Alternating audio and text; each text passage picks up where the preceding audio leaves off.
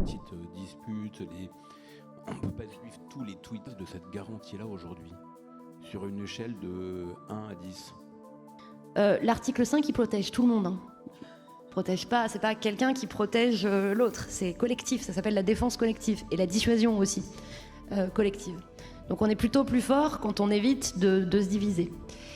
On est plutôt plus fort quand on se centre sur son cœur de métier. Je rappelle ce que c'est l'OTAN, c'est une alliance militaire qui concerne la sécurité des territoires de l'espace euro-atlantique.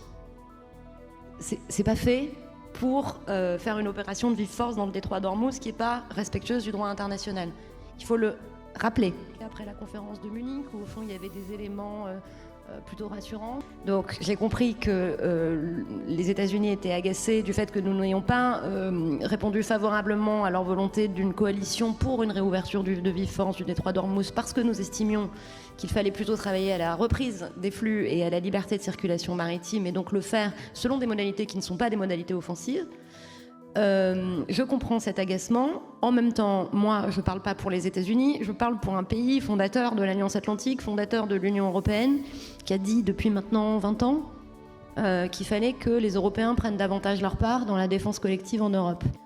Nos partenaires, pour la plupart, se disaient, en fait, avaient construit leur modèle sur commerce international très ouvert.